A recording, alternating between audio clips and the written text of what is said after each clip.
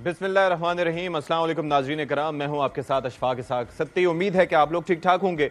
और आज वैसे तो ईद का तीसरा दिन है, लेकिन आप ज़रा देखिए कि इकनॉमिक सर्वे आज पेश कर दिया गया और ख़ासतौर पर हमारी खुसूसी नशरियात भी आपने मुलाहिजा की होंगी।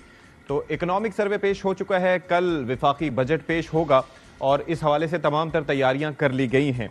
अब वफाकी हुकूमत ने एज़ यूजुअल, आपको पता है जिस तरह से कहा जाता है कि जी जो गुज़िश्ता साल के जो अहदाफ थे उनके ऊपर इत्मीनान का इजहार किया, लेकिन जाहिर है कि लोग उस पर कंसर्न्स शो कर रहे हैं। जो शरह नमू थी इस हवाले से भी काफ़ी इस हवाले से क्वेश्चंस उठाए जा रहे हैं कि ऐसा कैसे हो सकता है कि 3 क्वार्टर्स में शरह नमू कम रही हो और फिर अचानक उसमें इजाफा कर दिया गया हो। तो ये भी कहा जाता है कि ये जो बजट होता है बेसिकली ये अल्फाज का गोरख धंधा होता है, ये नंबर्स गेम होता है। तो नंबर्स गेम को किस तरीके से ट्विस्ट करने की कोशिश की गई है या इस तरह से जो इल्ज़ाम लगाया जा रहा है वो अपनी जगह, लेकिन जाहिर है एक चीज़ ऐसी है जिसको सब तस्लीम करते हैं, वो ये है कि मईशत जो थी, जो वेंटिलेटर पे थी, वो अब थोड़ा सा स्टेबलाइज हो रही है। काफ़ी चीज़ें हैं जिनको बेहतर करने की ज़रूरत है, जैसे टैक्सेशन का निज़ाम है उसको बेहतर बनाने की ज़रूरत है।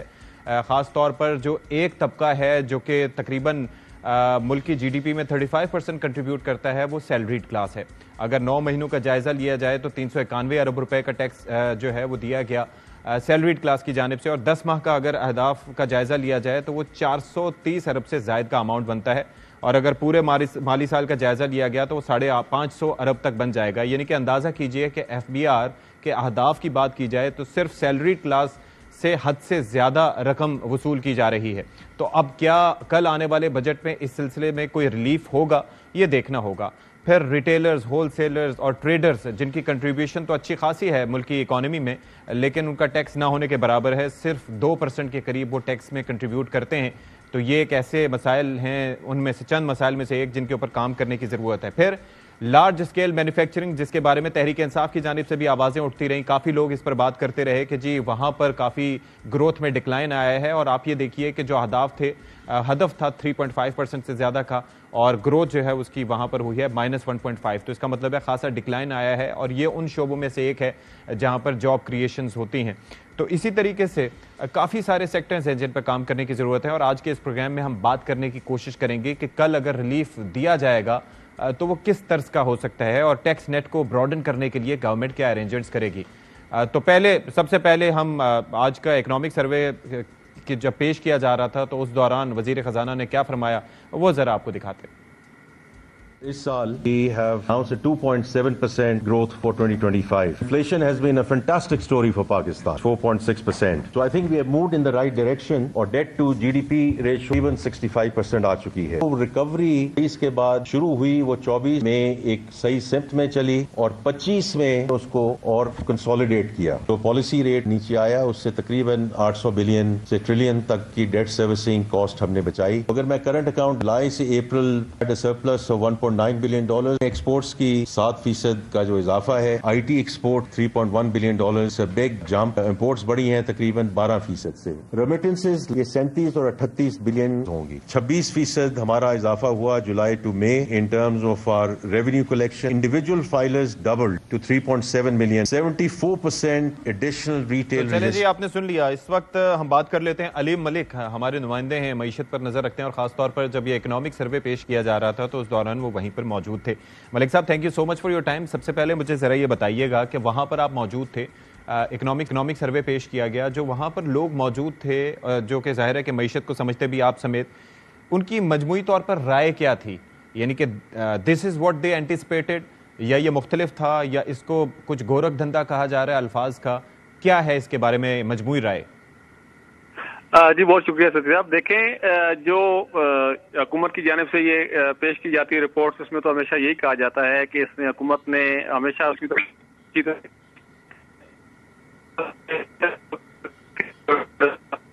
बहुत उनके अच्छे असरात भी आ रहे हैं, लेकिन जो वहाँ पे जो लोग थे, जो वहाँ पे इकोनॉमिक कॉरेस्पॉन्डेंट से जो मैशत को कवर करते हैं, उनकी जानिब से इस राय को तस्लीम नहीं किया गया, क्योंकि जो सूरत हाल बताई जा रही है कि इतनी ग्रोथ हो गई है, अब ग्रोथ हो गई है तो उसके इफेक्ट्स तो नहीं आए हैं। क्योंकि रिसेंटली अगर आप देखें ना, तो वर्ल्ड बैंक ने एक रिपोर्ट दी है जिसमें ये बताया गया कि पाकिस्तान की जो है वो से ज्यादा बारिश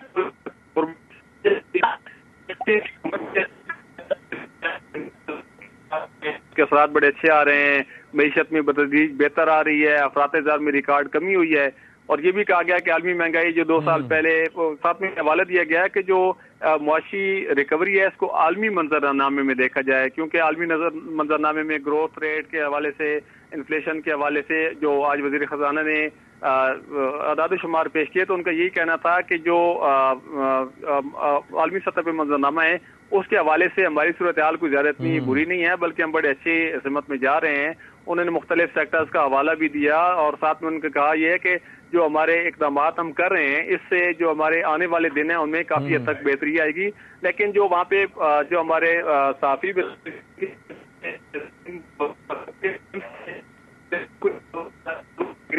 ठीक है, ठीक है, ठीक है। Thank you so much Aleem Malik साहब फॉर योर टाइम। इस वक्त हमें ज्वाइन खुर्रम शहजाद साहब जो कि वफाकी वजीर ख़जाना के मुशीर हैं, उनसे ज़रा बात कर लेते हैं। Thank you so much Khurram for your time. सबसे पहले तो ये बताइएगा कि ये जो इक़्तिसादी सर्वे में शरह नमू ज़ाहिर की गई है GDP की, उसके ऊपर भी क्वेश्चन उठ रहे हैं कि पहले 1.something% थी, फिर उसके बाद अचानक ये किस तरह से बढ़ा दिया गया।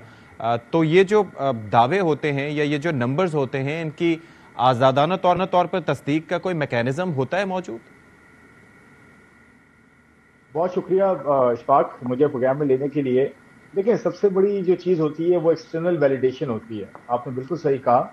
और इस सिलसिले में मैं कुछ इंस्टीट्यूशंस के नाम लूँगा जिससे मेरे ख्याल में कोई कॉन्फ्लिक्ट नहीं होना चाहिए। और ये बैरूनी मालियाती इदारे भी हैं, रेटिंग एजेंसीज भी हैं जो कि रेट करती हैं कि किसी भी इकोनॉमी की हालत बेहतरी की तरफ जा रही है या खराबी की तरफ जा रही है। और इसके साथ साथ जो आपके इंडिपेंडेंट सर्वेज हैं ये बड़े इंपॉर्टेंट है। 3 मैंने इदारों की बात की, international financial institutions, international rating agencies, और तीसरा है ग्लोबल एंड लोकल इंडिपेंडेंट सर्वे के इदारे। World bank, IFC, IMF and ADB, इन चारों इदारों के अगर आप उठा के कमेंट्स देखें तो उसमें 2 तरह के कमेंट्स आपको नजर आएंगे कि पाकिस्तान की इकोनॉमी बेहतरी की तरफ गामजन है या उस ट्रैक पर चढ़ चुकी है, स्टेबिलिटी अचीव हो चुकी है, और उसके साथ इन्वेस्टमेंट होगी और ये इदारे भी उसमें कंट्रीब्यूट करेंगे। और उसमें अगर आप देखें वर्ल्ड बैंक और IFC की बात करें तो कंट्री पार्टनरशिप फ्रेमवर्क के अंडर $20 बिलियन की इन्वेस्टमेंट अगले 10 साल में होनी है, और उसके 6 की एरियाज हैं और वो सोशल सेक्टर से रिलेटेड भी है।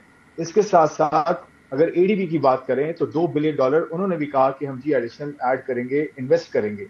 IFC के $2 बिलियन अलग हैं। इसके अलावा मैं बात कर रहा हूँ IMF की MD के आप जो है वो स्टेटमेंट्स देख सकती हैं। तीसरी चीज, इंटरनेशनल रेटिंग एजेंसीज, मूडीज का स्टेटमेंट देखें आप, उनकी रेटिंग्स का अपग्रेड देखें। और फिच ने अपनी रेटिंग्स जो है CCC+ से उठा के B- की है, जो कि 2022 के बाद अब ये रेटिंग्स आई हैं। इसके साथ साथ 5 बड़े या तो वो 4 जो है, मैं कंप्लीट कर लूं, मैं बस 1 मिनट लूंगा, बल्कि 30 सेकंड लूंगा। मैं ये कह रहा हूं कि अगर आप सर्वेज देखें जिसमें इप्सोस का सर्वे है, बिजनेस एंड कंज्यूमर कॉन्फिडेंस दोनों, जो 6 साल के हाई पे है। फिर आप गैलप का सर्वे देख लें, उसमें कंज्यूमर का देख लें कितना बेहतर जो इंडेक्स आया है। तीसरा OICC है, जो पाकिस्तान में एग्जिस्टिंग फॉरेनर्स हैं उनके अगर आप सर्वे देख लें तो बिजनेस कॉन्फिडेंस कितना ज्यादा रिस्टोर हुआ है, 16% इजाफा हुआ है, ये हिस्टोरिक है। चौथा अगर आप देख लें तो PwC, जो दुनिया का बड़ा एडवाइजरी का, टैक्स का और ओवरऑल कंसल्टेंसी का नाम है, उसमें से उसने पाकिस्तानी CEOs का सर्वे किया तो उसमें 49% से उठ के 83% तक लोग कह रहे हैं, नए CEOs कह रहे हैं कि जी हम एक्सपैंड करेंगे, पॉजिटिव ग्रोथ है, कॉन्फिडेंस है। और इसके अलावा मैं आई कैन कैरी ऑन। तो कहने का मतलब कि जो एक्सटर्नल वैलिडेशन है, आपने जो बात की कि कैसे इन नंबर्स को जो है देखें, तो ये एक्सटर्नल वैलिडेशन नहीं है जो मैं आपसे शेयर कर रहा हूँ कि इकोनॉमी जो है वो ट्रैक पे है। अब देखिए इसमें बात क्या हुई, चैलेंज क्या है, वो ये कि इसको हमने आगे लेके जाना है। ये इन इट सेल्फ एंड नहीं है, जैसे FM ने कहा, जैसे कुछ इस पर कहा यह जा रहा है कि जैसे नंबर्स फजिंग का कहा जा रहा है, यानी कि बाज़ चीज़ों को मिक्स कर दिया जाता है आपस में। मिसाल के तौर पर ज़राअत के शोबे में तरक्की नहीं हुई, गंदम की इमदादी कीमत मुकर्रर नहीं हुई, चावल की इमदादी कीमत नहीं मुकर्रर हुई, उसका कह के उसका नुकसान हुआ। लेकिन अगर हम उस सेक्टर की बात करें तो वो लाइव स्टॉक और उसे मिलाकर उसके नंबर्स जो हैं वो शेयर किए गए, तो उससे इंप्रेशन ये मिला कि जी ओवरऑल जो है वो इस शोबे ने ग्रोथ की है। और फिर जीडीपी ग्रोथ में तो फिर सारा कुछ ही आ जाता है। वो शोबे भी जिन्होंने काम किया, जिन्होंने नहीं किया, लेकिन नंबर स्पीक्स फॉर देमसेल्व्स, वो कहते हैं कि हाँ जी ये ठीक है, ये सारा कुछ। तो ये चीजें तो होती हैं मेरे ख्याल में। मैं आपको एक नंबर आपसे बिल्कुल ये शेयर करता हूं। आपने कहा कि जी नंबर फजिंग, देखें अब मैं इस पे तो कमेंट नहीं कर सकता। ये वही इदारे हैं जो कई सालों से जो है नंबर्स दे रहे हैं, और ये वही इदारे हैं जिनके नंबर्स अच्छा। पहले एक्सेप्ट किए जाते थे, अब एक्सेप्ट नहीं होते हैं। तो ये तो हम ये देखें, ये तो डिबेट ही कहीं और चली जाएगी। हम तो ये बात कर रहे हैं कि जो नंबर्स आए हैं ऐसे ही है। उसमें ग्रोथ कैसे आई है, अगर आई है। देखें 4 बड़ी क्रॉप्स जो है ना उसमें डिक्लाइन है, ये बिल्कुल सही बात है। कॉटन की बात करें, वीट की बात करें, राइस की तो एक्सटेंट बात करें, लेकिन देखिए प्रॉब्लम क्या हुई है। प्रॉब्लम देखिए नेचुरल क्लैमिटीज हैं, और नेचुरल जो है वो इश्यूज भी है ना। पानी की अगर बारिश नहीं हो रही है टाइम पे, तो नेचुरली आपकी फसल जो है वो हर्ट होगी। फिर बेस इफेक्ट बहुत बड़ा है, फिर इंटरनेशनल मार्केट की प्राइसिंग है, लोकल प्राइसिंग है। सपोर्ट प्राइसिंग की हम बात ही नहीं कर रहे हैं। सपोर्ट प्राइस तो देखें उससे निकल रहे हैं सपोर्ट प्राइसिंग से, क्योंकि ये मार्केट कंपेटिटिव प्राइसिंग होगी तो कंपेटिटिव क्वालिटी प्रोडक्ट आएगा। ये वही फिलॉसफी है कि मार्केट को आप डिमांड सप्लाई पे छोड़ेंगे, कोई प्राइस सेट ना करें, ताकि मार्केट को एफिशिएंट बनाएं, ताकि जो प्राइस है और प्रोडक्ट की क्वालिटी है वो ऑटोमेटिकली इंप्रूव हो और वो डिमांड सप्लाई पे कंज्यूमर को का फायदा हो। अब मैं आता हूँ एग्रीकल्चर पे। एग्रीकल्चर के अंदर जैसे मैंने पहले कहा कि अगर रेनफॉल का मसला हुआ है, ड्राई स्पेल्स गए हैं या उसमें इश्यूज हुए हैं, तो वो प्रॉब्लम अपनी जगह है। लेकिन लाइव स्टॉक का मैं आपको एक बड़ा इंटरेस्टिंग नंबर देता हूँ। लाइव स्टॉक का जो शेयर है वो तकरीबन 2/3 के करीब है, थोड़ा सा कम है, 2/3 के करीब पूरे एग्रीकल्चर जो है वो यूनिवर्स में। अब लाइव स्टॉक के अंदर ग्रोथ आई है और 4% से भी ज्यादा की ग्रोथ आई है। देखें होता क्या है, जो फोडर है ना, ये जो चारा वगैरह होता है, इनकी कीमतें नीचे गई। आपको पता है इन्फ्लेशन का नंबर कितना नीचे गया है? इन्फ्लेशन का नंबर हिस्टोरिक अचीव हुआ है रमजान के महीने में, वो भी जो कि कभी नहीं होता। 0.3% पे इन्फ्लेशन जो है वो चली गई थी, और आज हम 4.6% पे एवरेज इन्फ्लेशन पे खड़े हैं। और खासकर इनपुट प्राइसेस में कमी आई है। तो इनपुट प्राइसेस में कमी आती है तो फीड स्टॉक जो होता है या जो लाइव स्टॉक होता है, उसके जो फीड होता है वो कम होता है, तो लाइव स्टॉक की वहां से ग्रोथ आ सकती है इनपुट प्राइसेस कम होने की वजह से। तो पोल्ट्री में भी इजाफा हुआ है लाइव स्टॉक के अंदर। अच्छा। देखिए जो जिसका बड़ा शेयर है उसमें इजाफा हुआ है, तभी आपकी ग्रोथ कम है लेकिन नेट पॉजिटिव हुई है। बट गोइंग फॉरवर्ड, अच्छा एक चीज मुझे ये समझाइएगा, आगे जाते हुए फाइनेंसिंग और इकोसिस्टम को इंप्रूव करना है, जो फार्म टू फोर्क इकोनॉमी जो है पूरी एग्रीकल्चर को बेहतर करे, इस पे काम हो। अच्छा मुझे ये जरा समझाइएगा कि ये जो इस बार आपका टारगेट था 3.6% और अचीव किया आपने 2.7%। अब जाहिर है कि आगे के लिए बड़ा एक इंटरेस्टिंग हदफ आपने रखा है 4.2% का। तो वो हासिल करने के लिए क्या ऐसा किया जाएगा कि एकदम 2.7 से ये बढ़ के 4.2% के जो हदफ को अचीव कर लिया जाएगा? क्या ये रियलिस्टिक है? एब्सोल्युटली रियलिस्टिक है जी। देखें आपने देखा है पिछले 3 सालों का ट्रेंड। इशफाक मैं थोड़ा सा आपसे डिस्कस करता हूं, मैं आपको थोड़ा सा मेंशन करता हूं कि 3 सालों का ट्रेंड कॉन्टेक्चुअलाइज हैं आप।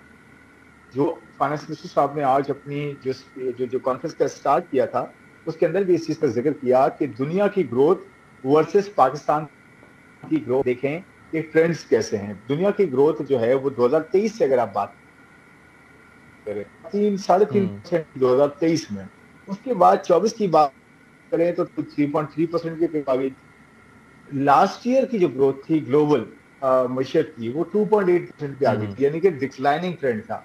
जबकि पाकिस्तान की ग्रोथ की बात करें तो 0.2% नेगेटिव थी 2023 में, और वहां से उठी फिर 2.5% पे आई लास्ट ईयर, और आज हम 2.7 पे खड़े हैं।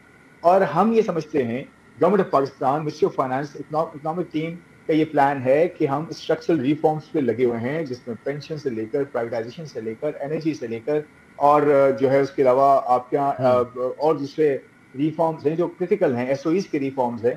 तो ये सारे कन्वर्ट होंगे Aahista Aahista public sector efficiency, public finances की एफिशिएंसी पे। आप देखें जो फिस्कल डेफिसिट है वो आज हमारा कई सालों के लो पर है। प्राइमरी डेफिसिट 3% का, प्राइमरी डेफिसिट जब आप कर्जों के अदायगी निकाल देते हैं तो प्राइमरी डेफिसिट आपका 20 साल के लो पे है, मतलब कि 20 साल के आपके नंबर हाई पे है और एक्चुअली जो है डेफिसिट लो पे है।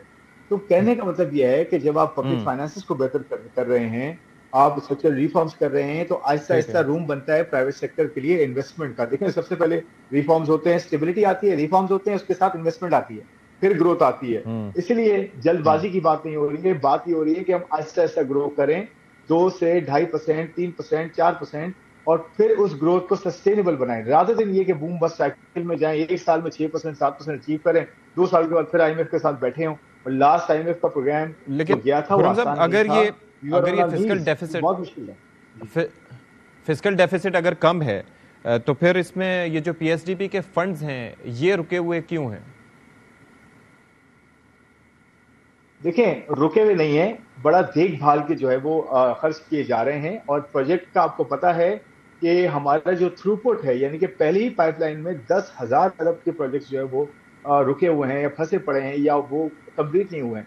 तो हम बड़ा देखभाल के, मिनिस्ट्री ऑफ फाइनेंस खास तौर पर बहुत देखभाल के जो है वो प्रोजेक्ट की वायबिलिटी के ऊपर जा रही है। अब ये देखना है कि कॉस्ट बेनिफिट क्या है, और ज्यादा से ज्यादा सूबे खर्च करें पीएसडीपी में, रादर देन फेडरल जो है वो हिस्सा उसमें। तो मेरे ख्याल में ये प्रूडेंट अप्रोच के पर्सपेक्टिव से है कि कौन से प्रोजेक्ट को पैसे देने चाहिए और कौन से प्रोजेक्ट जो है वो एक्चुअली इम्पैक्ट क्रिएट कर रहे हैं, रादर देन ये कि आप बस पैसे छोड़ते रहें और इवेंचुअली आपका फिस्कल डेफिसिट भी जो है वो पूरा ना हो। देखें, जो कॉर्नर स्टोन है ना हमारी इकोनॉमी के पूरे जो है वो हालात का, जो पिछले कई सालों से हमने देखे हैं, और खासकर आईएमएफ प्रोग्राम भी उस पर जोर देता है, वो फिस्कल डेफिसिट है, वो फिस्कल बैलेंस है, वो प्राइमरी बैलेंस है, ये कॉर्नर स्टोन है।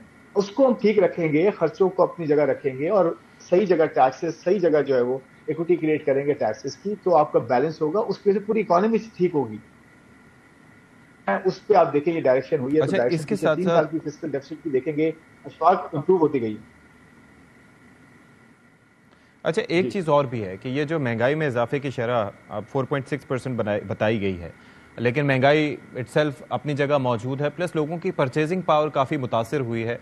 और हालिया ईद कुर्बान के मौके पर भी हमने ये तनासुब देखा कि कराची से भी काफ़ी जानवर वापस गए, और अपने मोहल्ला में, अतराफ़ में भी हमने देखा कि लोग काफ़ी इससे उन पर इम्पैक्ट पड़ा है। तो लोगों की परचेजिंग पावर बढ़ाने के लिए क्या हो रहा है? और दूसरा ये है कि ये जो मैकेनिज़्म है, ये जो प्राइस कंट्रोल का, इसके ऊपर जो सूबाई हुकूमतों से कोई बात होती है कि जी इसके ऊपर भी थोड़ा फोकस किया जाए, या ओवरऑल इन्फ्लेशन तो चले ठीक है, लेकिन बाकी महंगाई को कम करने के लिए क्या किया जा रहा है? देखिए, एक तो शरह सूद ने एक रोल प्ले किया है महंगाई को कम करने में, और दूसरा ये है कि आपने देखा होगा कि सप्लाई साइड को इम्प्रूव किया गया है, रिलेटिवली जो है वो प्रोडक्शन बेहतर करने की कोशिश की गई है। तीसरा, इंटरनेशनल प्राइसेस नीचे आई हैं, राइस की कीमत देखें आप, आज 33% डाउन है पिछले एक साल में। उसकी वजह से आपके पास जो है वो नंबर आपको जो है वो उस तरह से नजर नहीं आता जितना लास्ट ईयर था। इसी हिसाब से आप देखें कॉटन है और दूसरी प्रोडक्ट्स हैं, खासकर जो फूड की कीमतें हैं, वो उनकी नीचे आने की बड़ी वजह यह है कि आप अगर एक एग्रीकल्चर का ब्रेकअप देखेंगे प्रोडक्शन का, तो उसके अंदर आपको ये आलू, प्याज, टमाटर और इनकी जो प्रोडक्शन है वो काफी बेहतर हुई है, जिसकी वजह से जो बेसिक फूड की अशिया की महंगाई है उसमें नेगेटिव नंबर भी आपको नजर आया। आटे की कीमत भी नीचे गई है, 2700-2800 रुपए का जो था वो 1700-1800 रुपए पे भी गया है। चिकन की कीमत भी कम हुई, बाद में थोड़ी बढ़ी भी है, लेकिन सब्जियां, दालें, फ्रूट्स और आपकी चिकन हो गई और आपकी जो आटे की कीमतें हैं, ये पूरे साल की अगर बात करें तो उनमें एक अच्छा खासा डिप देखा गया। फिर लेटर ऑन थोड़ी सी इंप्रूव हुई है, लेकिन इस चीज का ये देखना है कि जो महंगाई की शरह है इसको एक जो है वो कंटेन करके रखना है। आप देखें लास्ट ईयर की जो महंगाई की शरह की प्रोजेक्शन थी इस वक्त, वो 9 से 11% तक मेरे ख्याल में थी स्टेट बैंक की। आज हम 4.6 पे खड़े हैं, और लॉन्ग टर्म टारगेट जो है या मीडियम टर्म टारगेट जो है स्टेट बैंक का भी महंगाई का और गवर्नमेंट पाकिस्तान को भी अगर आप देखें तो वो 7% के 5 से 7% में रखने के जो है वो एक्सपेक्टेशंस है। या वो अच्छा, इसके अंदर व्हाट आई अंडरस्टैंड इज कि it's a global criteria, global scenario कि जी महंगाई बढ़ रही है, लेकिन साथ में आप परचेजिंग पावर बढ़ाने के लिए कुछ कर सकते हैं। उसके लिए क्या अरेंजमेंट्स या क्या इक़दामात ज़ेर गौर हैं अभी हालिया बजट में? देखें, बजट पे तो आप अगर एक दिन रुके तो आपको बहुत सारी उसमें डिटेल्स इंशाल्लाह पता चलेंगी और कल हम उस पर बात भी कर सकते हैं। लेकिन मैं लॉन्ग टर्म पर्सपेक्टिव की बात करता हूँ तो देखें, प्रायोरिटीज जो है ना 4-5 हैं जिसकी वजह से लॉन्ग टर्म में प्रॉस्पेरिटी आनी चाहिए। नंबर 1 जो है वो एक्सपोर्ट लेड ग्रोथ होनी चाहिए।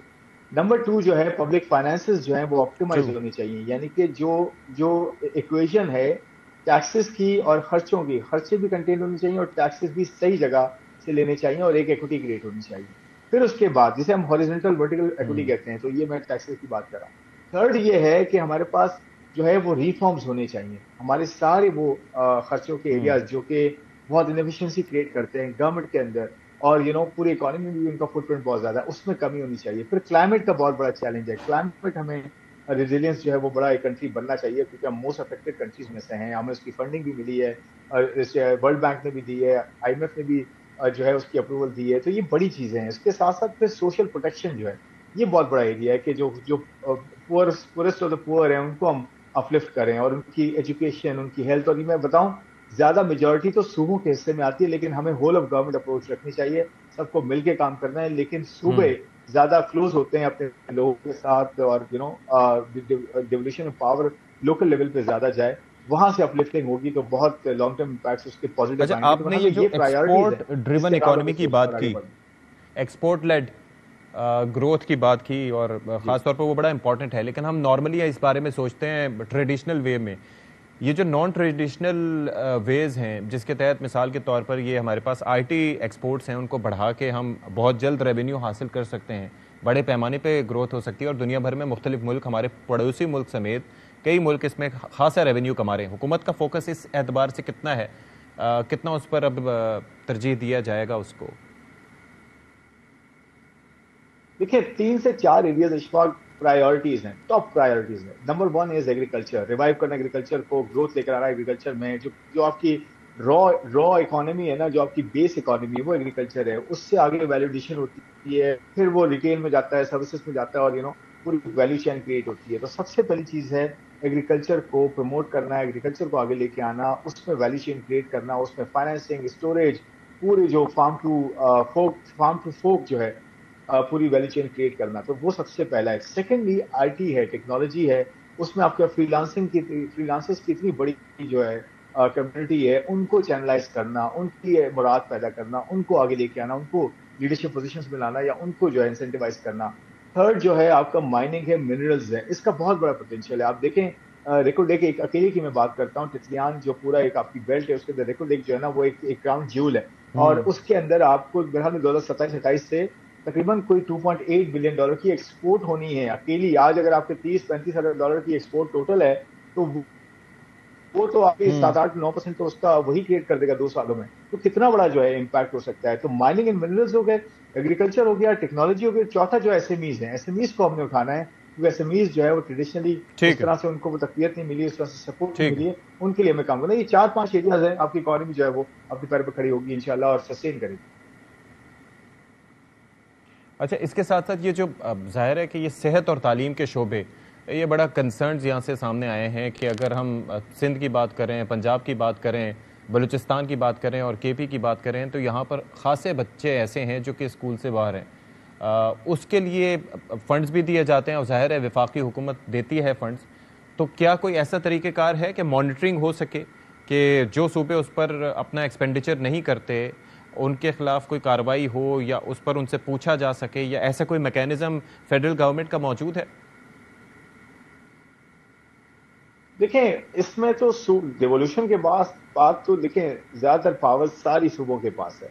वो अपना जो है जो उनको पैसा मिलता है, और आज भी देखें सूबे माशाल्लाह सरप्लस में है, तो वो खर्च करें ना, अपने लोगों पे खर्च करें। 3-4 बड़े एरियाज हैं, आपने बिल्कुल सही कहा। एजुकेशन है, लेट्स से 26 मिलियन बच्चा हमारा जो कोर्ट होता है आउट ऑफ स्कूल है, ये कितना बड़ा हमारे लिए जो है वो चैलेंज है। इसके लर्निंग पॉवर्टी की हम बात करते हैं, तो ये तो सबसे बड़ा। और हमें जो वर्ल्ड बैंक की मैंने फंडिंग की बात की है शुरू में, जो कंट्री पार्टनरशिप फ्रेमवर्क है, उसके अंदर तो ये बड़ा कलीदी जो है फैक्टर है ये लर्निंग पॉवर्टी का। क्लाइमेट का उसमें बहुत बड़ा रोल है, बहुत बड़ा जो है फैक्टर है। उसके अलावा और बहुत सारी चीजें। तो देखें सूबे जो है ना, चाहे वो ट्रांसपोर्ट हो, चाहे वो आपकी हेल्थ हो, चाहे एजुकेशन हो, सैनिटेशन हो, ये सारा सूबों के पास है। सूबे करें इस पे काम, सूबे अपने सूबों को, अपने एरियाज को जो बिल्ड करें। और सबसे बड़ी बात मैं हमेशा कहता आया हूँ, चाहे मैं प्राइवेट सेक्टर में था या मैं जो है पब्लिक सेक्टर में हूँ, मैं हमेशा ये कहता है सूबे डिवॉल्व करें मजीद लोकल लेवल पे, और लोकल इकोनॉमी क्रिएट करें। वहां से जो है ये अपरूट होगी, जो है ग्रास रूट से ऊपर आएगी चीज। बॉटम अप अप्रोच होनी चाहिए, टॉप डाउन का बैठ के फैसले करना मुश्किल होता है। सूबे अपने एंड से फैसले करें ज्यादा बेहतर है। लेकिन मैं फिर कहूंगा होल ऑफ गवर्नमेंट अप्रोच होनी चाहिए, जिसमें फेडरल का भी रोल है। चलें, थैंक यू सो मच। हमारे साथ मौजूद है खुर्रम शहजाद साहब। विल टेक अ ब्रेक है, ब्रेक के बाद वापस आएंगे और इस पर डिस्कशन को आगे बढ़ाएंगे। ब्रेक के बाद प्रोग्राम में एक बार फिर से खैर मकदम, और इस वक्त हमें माहिर मुआशियात और टैक्स उमूर के माहिर अशफाक तोला साहब ज्वाइन कर रहे हैं। उनसे ज़रा बात कर लेते हैं और जान लेते हैं कि ये जो इकोनॉमिक सर्वे था इसमें क्या था और बजट में क्या एंटिसिपेट किया जा सकता है। अशफाक साहब, thank you so much sir for your time. ये सबसे पहले मैं ग्रोथ के एस्पेक्ट से बात करना चाह रहा हूँ कि अच्छा, पहले ग्रोथ कम थी, फिर अचानक 2.7% हो गई। आपको लगता है कि इसमें कुछ ऐसी चीज़ है जिसकी पर्दादारी है, या फिर कोई नंबर्स का कोई गेम है जिस तरह से इल्ज़ाम लगाया जा रहा है, या सब तनासुब ठीक है आपके ख्याल में? देखिए, दो चीजें बिस्मिल्लाहिर्रहमानिर्रहीम, दो चीजें हैं। ये फिगर छुप नहीं सकते। आज आप छुपा लें, इसको कोई बात नहीं, अगले साल रिवाइज होंगे और उसके अगले साल फाइनल हो जाएंगे, तो कब तक आप छुपाएंगे? और ये इंटरनेशनल मीडिया से, लोकल मीडिया से छुप नहीं सकती। ये आपकी बात बिल्कुल वजह है कि जब आई थी और जब हमने देखा था तो बेसिस पॉइंट में हमारी ग्रोथ होती थी। अभी भी अगर आप देखेंगे तो डिफरेंट वेक्टर्स या डिफरेंट सेक्टर्स में देखेंगे अगर, तो सबसे पहला तो आपको नजर आएगा एग्रीकल्चर के अंदर। तो एग्रीकल्चर के अंदर आपकी मेजर सारी इंपॉर्टेंट प्रोडक्ट माइनस क्रॉप्स है, माइनस में आपके, ठीक है, 13.89% से। कॉटन जिनिंग इवन 19% से आपका विद इन ब्रैकेट माइनस में है। इसके साथ आपने लाइव स्टॉक से which is 64%, to be candid 63.6% of your agriculture है आपका, उसमें एक अच्छी ग्रोथ नजर आई। और सम अदर क्रॉप्स में आपने दिखा के इसको, आप फॉरेस्ट्री में तो उतना कोई लंबा चौड़ा था नहीं। अच्छा, आप दूसरी तरफ इंडस्ट्री में जब आप आ जाएंगे तो इलेक्ट्रिसिटी जनरेशन में आपको 23% का राइज मिला है। एलएसएम आपकी 1.5 माइनस है। तो बाय एंड लार्ज अगर फिगर आप छुपाएंगे भी तो छुपते नहीं है सब ये, और ये कहीं ना कहीं से आपकी पकड़ आ जाएगी। तो बेहतर यही होता है कि इंसान को हकीकतन जी ये जरा समझाइएगा कि 3.5% का आपका टारगेट हो, चलें आप 1% से माइनस में चले जाएं या ना हासिल कर सकें, ये तो -1.5 में जाना, इसका मतलब है कि आपने टोटली उसको इग्नोर किया जैसे कि आप पे इल्ज़ाम लगाया जाता था, या कोई और वजह रही इसकी? ये आपको लास्ट टाइम का भी पता होगा, साफियों ने भी पूछा था, हम भी बहुत जगह सवाल उठाते रहे, तो पता चलता था कि जी नाराजगी का, खफगी का इज़हार किया जाता था, पर्सोना नॉन ग्राटा बना दिया गया था हम लोगों को कि जी ये सवाल बहुत करते हैं। तो सवाल ये है अशफाक के बेसिकली ये जो आउट ज्यादा हुआ है ना, वो आपका हुआ है, मैं जो देख रहा हूँ वो सबसे ज्यादा हुआ है आपका एग्रीकल्चर में। एग्रीकल्चर में ये शायद भूल गई थी हमारी गवर्नमेंट कि लास्ट ईयर जब आपका एक फ्लड आया था उसके बाद आपने देखा होगा कि एक बहुत अच्छी वाटर इनको बेड लेवल मिले थे और आपकी बम्पर क्रॉप्स हुई थी, कॉटन की स्पेशली, वीट की, राइस की, मेज की। इसमें तो ये चारों क्रॉप्स आपकी है ना, मेरा ख्याल है वो माइनस में चली गई और वो जो बेस था उससे ऊपर नहीं उठ सकी। अब ये पॉसिबिलिटी है जो अब उन्होंने टारगेट रखे हैं, हो सकता है उठ जाए, बट इसके लिए मैं आपको बताता हूँ कि आपकी अभी भी जो क्रॉप्स है ना वो वर्ल्ड एवरेजेस से भी काफी कम है। लेट अलोन की जो हाईएस्ट मैं देखूँ इजिप्ट वगैरह को, उनको तो मैं हटा देता हूँ। अगर मैं पड़ोस से भी कंपेयर करूँ तो सिवाय कॉटन के हमारी सारे जो ईल्ड है वो सब कम है। और अगर हम प्रॉपर वर्ल्ड एवरेजेस के करीब, जी वर्ल्ड एवरेज के करीब ले आए तो ये मैं आपको यकीन से कह सकता हूँ फूड सिक्योरिटी के अलावा आपको 2.2 से 2.3 बिलियन डॉलर का एक्सपोर्ट मिल सकता है। तो उस पर तवज्जो नहीं दी जा रही है, फार्म टू मार्केट की तरफ तवज्जो नहीं दी जा रही है और डेटा सप्रेस्ड है। सर उसके अंदर आपको क्या लगता है, आपकी असेसमेंट क्या जा रहा है कि ये सब्जेक्ट तो थोड़ा सा डिफरेंट है, लेकिन क्या है इसके अंदर जो किसान हैं उसको या जमींदार को कुछ करने की ज़रूरत है कि ज़ाहिर है काफ़ी साइंसी तरीके हैं। इरिगेशन सिस्टम में हम आज तक रिलाई कर रहे हैं सरफेस इरिगेशन पे, अब तो ड्रिप इरिगेशन, स्प्रिंकल सिस्टम और ना जाने क्या क्या सिस्टम्स आ गए हैं, उसको नहीं अपनाया जा रहा। फिर और भी जो सीड्स हैं वो डिफरेंट तरीके के इस्तेमाल किए जा रहे हैं, जेनेटिकली म्यूटेटेड नहीं, क्योंकि उसके ऊपर तो काफ़ी कंसर्न्स भी होते हैं कि दोबारा वैसी पैदावार नहीं होती, लेकिन काफ़ी कुछ नया किया जा रहा है। आपकी नज़र में इशू कहां से, गवर्नमेंट साइड से या जमींदार की साइड से? दो हाथ से बज रही है। मेन तो आप सबसे पहले शुरू करें फार्म टू मार्केट। जो आड़तियों के बीच में कमीशन होते हैं तो किसान मर जाता है, उसको वैल्यू फॉर मनी नहीं मिलती, तो उसको वैल्यू फॉर मनी दें, आड़तियों का कमर तोड़े। दूसरी बात यह है कि आपने देखा कि ओवर द पीरियड हमारी ईल्ड बढ़ी है, ऐसी बात नहीं है कि बिल्कुल ही हम पीछे जा रहे हैं। ये जो सीड्स का भी मसला है, या जो आपकी जो अदवाइयात हैं, इनका भी मसला है, उसको हल किया है गवर्नमेंट ने। मगर अभी भी आपको सोफिस्टिकेशन चाहिए। आपको चाइना से काफी अच्छी टेक्नोलॉजी मिल सकती है। देखिए, अभी आप चोलिस्तान की बात कर लें तो हम लड़ाई किस बात पे करेंगे, नहर निकालनी है कि नहीं। हमें यही नहीं पता हमारे वाटर स्टोरेज है भी कि नहीं, फिर भी हम अपना वाटर कंज्यूम ज्यादा करके हम अपनी इरिगेशन कर रहे हैं। तो हम उस तरफ भी तवज्जो नहीं दे रहे, हम ट्यूबवेल्स की तरफ से भी तवज्जो नहीं दे रहे, हम सोलर पे भी लगा देते हैं अपना ड्यूटी, सेल्स टैक्स, पता नहीं क्या क्या, और हम कहते हैं कि जी हटा देंगे। तो ये सारी चीजों को correct, I am not an expert on agriculture, but जो दुनिया के तरीके, जो रिवाज हैं, उनको मैं देख के आपको बता सकता हूँ इशफाक कि ये we need to improve a lot. और मैं ये समझता हूँ, देखिए आज जो स्टेबिलिटी आपको मिली है ना इकोनॉमी की, जिसकी हम बातें करते हैं कि जी इंटरनेशनल बड़ा वर्ल्ड एवरेज से हम ऊपर आ गए हैं, और मूडीज ने ये कह दिया, या फिच ने ये कह दिया, या वर्ल्ड बैंक ये कह रहा है, आईएमएफ की एमडी ये फरमा रही है, तो इसलिए कह रहे हैं कि आपकी करेंसी स्टेबल रही है। आपका जो जो इन्फ्लेशन था 32%, वो 26%, उसमें सिर्फ इम्पैक्ट था आपका करेंसी की डिवैल्यूएशन। वो आपकी बेस करेक्ट हुई, इसके बाद से आपने देखा होगा कि आपकी इन्फ्लेशन बिल्कुल ग्राउंड लेवल पे आ गई है। अब बेस इफेक्ट आया तो थोड़ा सा ऊपर आएगी। दूसरा, आपकी जो कुदरती तौर पे आपकी कमोडिटी की प्राइसेस काफी कम है, स्पेशली ऑयल की, तो उसका भी एक आपको इफेक्ट, स्पिल ओवर इफेक्ट मिल रहा है। तो what I am trying to say कि हमें ये क्रेडिट लेना, मेरा ख्याल है अच्छी बात है, जो भी इकोनॉमिक मैनेजर है उसको क्रेडिट मिलना चाहिए, बट क्रेडिट जो है वो एक चीज का है। और अगर मैं आपको यकीन से कह सकता हूँ कि अगर टाइमली अगर हम लोग एडवाइजरियां ना दें, जो हम हर महीने देते हैं या जो दूसरे इदारे भी देते हैं, तो करेंसी के ऊपर, करेंसी आज भी ओवर वैल्यू आपने रखी हुई है और आप अपना टाइम खो रहे हैं, क्योंकि एवरेज पीरियड आप निकाल रहे हैं, 2-3 साल से आप 280 282 पे रख रहे हैं। ये 235 का डॉलर था पिछले साल के अंत तक, और आप दे ही नहीं रहे थे। आप कोशिश कर रहे थे, आई डोंट नो कोई आईएमएफ से एग्रीमेंट था। आज भी देखें, आज जो बात कर रहे हैं अगले साल की ग्रोथ की, आप पूरा टेबल उठा के देख लें, जो आपने एक मतलब कोशिश की 6% ग्रोथ लाने की, उसमें आपका क्या नोज डाइव आपने मारी है, और फिर आप माइनस पे आ जाते हैं। वही चीज पहले भी हुई थी, आपने देखा होगा 2018 में, फिर नोज डाइव आपने मारी, -0.38 आए थे। Why are you repeating this? अब दोबारा आज मैं सुन रहा हूँ कि ड्राइंग रूम पॉलिसी बन गई है कि जी इंपोर्ट खोलनी है। ओ भाई, इंपोर्ट खोलने का मतलब ये, मैं नहीं कहता कि इंपोर्ट को रोके। आज आपने कौन सी चीज रोकी है? आपने रोकी है, ठीक है, गाड़ियां रोक दी, आपने मशीनरी कहाँ रोकी है? आपने ऑयल कौन सा रोका है? आपकी क्या कंजम्पशन में कमी? आपकी कंजम्पशन में कमी नहीं है, आपकी अल्ले तलल्लो में कमी आई है। तो मैं सिर्फ आपको यही कह रहा हूं कि अभी कोशिश ये करें, 2-3 साल तक आप स्टडी ग्रोथ रखें।